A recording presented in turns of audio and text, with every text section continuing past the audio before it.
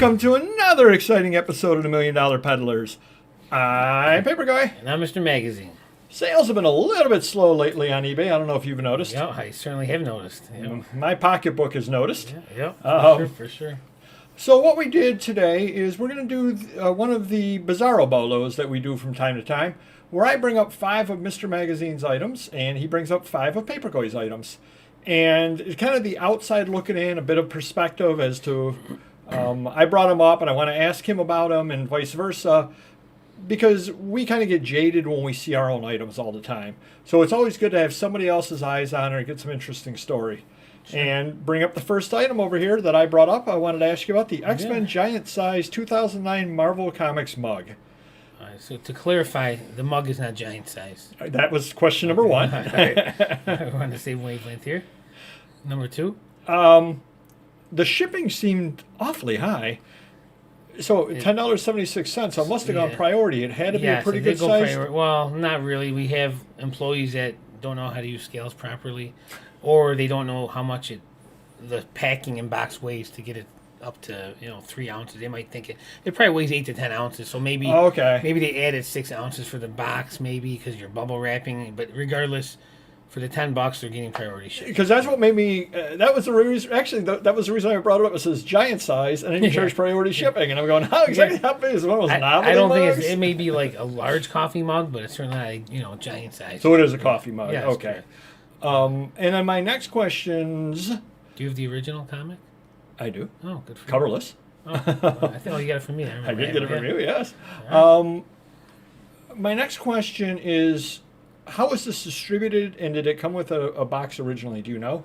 I think they came in like FYE stores like that. Okay. Target might have some in the corner when they have those little novelty movie and comic items. And then I'm pretty sure they do come in boxes. But I have a bunch of Star Wars ones like that, and they definitely come boxed. But this wasn't a comic store exclusive or anything, you don't believe? Not that I'm aware of. Okay. Oh, let's look at the bottom just to...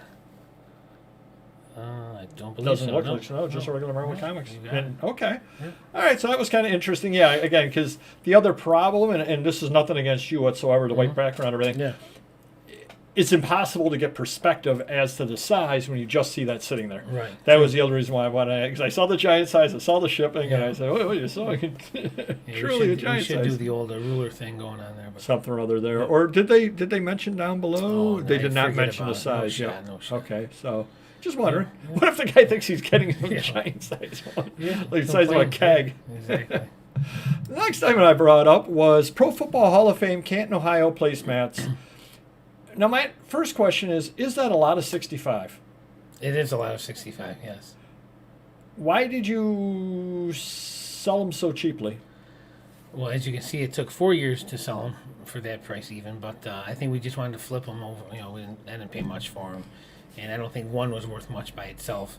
And if it did sell, say one took 2 months to sell, well, we'd have to do that times 65, Right. I probably would have sold them individually. 65 is the... Probably you should have put $50-$60 on it. I think, it probably was, it was 30 with the discount. It was $22. All right, just wondering, because I would have used quantity 65 and just put them in a corner and forgotten about them forever. And sold I'm sure I would have made more than $22 selling a handful. I'm sure of that by now, but it is what it is. They can't all be home runs. Just was wondering because again I saw placemats lot 65. Yeah, right. Probably ran out of room to say lot of 65. Right. So that was kind of why I was a little confused with exactly what that was. Next item up over here. 1994 Signature Rookies Derek Jeter number 84 out of 3,000 mint. CSA certified 9. CSA, I'm assuming, is not a real certification company? Well, it's a real lower level certification company. And this is a knockoff card? No, it's a legit card. It is a legit card. Signature Rookies is a legit company, yep. And they came out of packs without the grading, obviously. Oh, they did? Yep. Okay. Yeah, so you can get that's a promo, so that might have been a box topper or a dealer might have had the promo, but there's regular rookies of that card that you could get out of packs. Okay. Yep. Because that looks a lot like, remember how back in the day they would do those... Broders and all those. Oh, yeah, Broders, yeah. Exactly, which were, if anybody that doesn't know what they were knockoff cards. They weren't I think legitimate. you can sell them on eBay. I have a ton of them. I haven't listed them yet, but hopefully I am able to list them there because I have nowhere else to list them if I can. So that would be true, too. The next item I had, and I wanted to know a couple of things about this one as well. Okay. Dale Earnhardt #3 art wall clock. Well, first, that's numbered on 5,000. They It did is. numbering on things like that? Yeah, I think let's go to this little Wow. zoom in here. There you go. Wow, okay. My next question is, the size is 11 by 23. Yep. How did you ship that? Well, it's funny you said that because I printed the label Okay. and I said, oops, I know it's over 20 inches. So then I voided the label and redid the label UPS. Okay. So the 13 or 15, I think it cost me about 13 to ship at UPS. So I probably broke even, whereas I would have lost $5 or $10 going to post office on top of the surcharge. You know what I mean? So Oh, okay. Right, right. yeah. So that was. So it might have cost 20 through post office and then the surcharge on top of that. So definitely going the UPS route with that stuff is the way to go. Okay, good. That's good. Yeah. So, and we did talk about that in a video in the past that we were going to investigate using UPS, and now with you doing it, you're saving some money. Yeah, I'm saving money daily for the $35 they charge weekly. It's what is it, $6 a day or whatever. I'm definitely saving way more than a daily. So, And if you didn't want to do that, you could just drop it off at UPS store or Correct, a yeah. local store or something like that. So Yeah. don't feel that you're out there that you need to pay for a weekly service. No, Right. there are spots you all know, around the place. We're probably doing 5 packages a day. So say we save $5 per package, and we don't have to pay surcharges. You're talking about, geez, 25. We're saving $100 a week. You know, Just end that of the year way, is yep. 5,000. Yeah, for sure. Nice. And the last one I wanted to ask you about Okay. was Hero Illustrated Magazine number 15, September 1994, Jim Carrey the Mask, Okay. $16.88. Yep. It seems like you got a lot for that magazine. Yeah, I would agree with that. Well, we charged a lot, so we had it at $22. We probably threw it up for 16, 17. It didn't sell. We raised it $5 in store. With the discount, it came down to $16. Because I've had those before, and I've never I even mean, tried the to cover's list them. kind of cool, like from Cool World with Brad Pitt or something. Not like that. Not that was a good movie, but yeah, I don't know. Maybe Jim Carrey sold it, but you know, don't be jealous. You know, No, if you well- find one out there, scarf them up. Well, that's what I'm wondering. I'm wondering if they're hot or Yeah, I anything mean, like that. You know, in it's talking about general. Frank Miller. I wish he would have known about Frank Miller. That's why sometimes some of these listers, they don't have an expertise in some of this stuff. But Frank Miller could have sold it as well if he listed it Hadn't there. mentioned it, right. Maybe it would have been $20. Okay. Sure, Just yeah. wondering. All Yeah. right. Now I Yeah. turn the mouse over to Mr. Magazine, and he's going to ask me questions about this All right. stuff. All right. I'm on the hot seat now. Here we go. All right. I thought this was pretty cool, and what's even cooler about it, it went for $84. What is it? It is a trip to the movies. George filmmaker and magician. So it's 1861 and 1938, but it looks like it's a newer book, right? Correct. Correct, It's yep, yep. Definite era. Okay. Yeah, he was a filmmaker Okay. from that era, so he was in the silent era and got into the talkies. Is it Malise, George? I would pronounce it Méliès, but I don't know if that's right or not. I believe he is French, but I don't really know that. All right. I actually picked this up for $1 at a sale at a place that doesn't usually have sales. It's a local, I'm going to call it, I don't know what I'm going to call it, an art enclave. It's they give continuing education to adults that want to learn about ceramics, want to learn about photography, you want to learn about printing and printmaking and all that, and they give courses on that. And what they do is once a year they hold a little sale to sell off stuff that they've accumulated throughout the year because they get donations from the George Sure. Eastman Museum and that sort of thing. Yeah. And they sell stuff off. This was out there for $1, so I picked it up. I did not know it was this good. Got home and I said, "Oh, that's pretty good." Yeah. And the funny thing about this sold in between BOLO videos. Wow. It actually sold. We were doing a BOLO video. It would have been in an actual BOLO video, except it hadn't sold when we did the video. After the video, I said to Mr. Magazine, "Wow, this just sold," and he picked it up. So that's a little look behind the scenes here. All right. Up next, we have a magazine, The New Yorker, a very popular magazine, July 23rd, 1949. I picked this out because it went for $44, and I just wanted to give props to Papergoy because if my employees listed this, they probably would not have described it as good enough to get $44 out of it. We probably would have gotten 20 to 25 if we're lucky. So, Well, a little insider tip: if you've got the time, which I don't, but I find the time.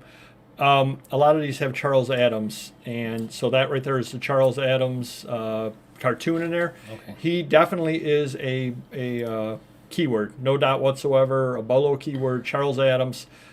If he's in there, you probably can add $15 to your sales price, but make Now, sure that you picture it. If I had this one, my employee listed without Charles Addams, would the collectors know out there and still pay more because of it, or Probably you got to not. see it in the name in the search or something like Probably not. Yeah, I mean, Okay. I'm sure there are collectors out there that know and have a Yeah. list of all of them, Right. but probably just would have gone for 20, 25 Gotcha. bucks if Yeah. I hadn't listed Charles Addams. that? Okay. Next one. He created the Addams Family, if you didn't know. Oh, all right. Well, good for him. All right. God rest his soul. Next up is a comic, Looney Tunes, $129 comics. I was shocked about this because I never knew that the Papergoy did dumpster diving. This comic is hammered on creases. I mean, you name it. I don't even know if it's attached spine. Who knows? But he did say acceptable, and it went for $24. So that's pretty impressive. Like I wouldn't even given this to my employee to list. I would be like, especially on eBay, especially. I'm like, no one's gonna pay $10 for this, but. Maybe I just don't know comics from the 50s have gone up, or maybe from. I don't think they've COVID gone or- up. I think that the reason why this sold was because of the dentist cover. Okay. And that's one thing that I'm doing on a lot of the old comics Yeah. that are common is I'm listing things, dentist, Sure. as to why somebody or other would be interested in it. Yeah. And I didn't know Elmer Fudd was a dentist. Yeah, well, actually, Bugs Bunny. He's the one with the tool in his hand. So. I think I don't know what he's doing. It looks like he's He repairing stole the a giant sign. I don't tooth. know what he's doing. No, it's a giant tooth. I think that's the sign out front. Oh, all right. Well, But yeah, you're right. That is kind of hammered, isn't it? yeah. Good for you. Now I know not to give you those for free anymore.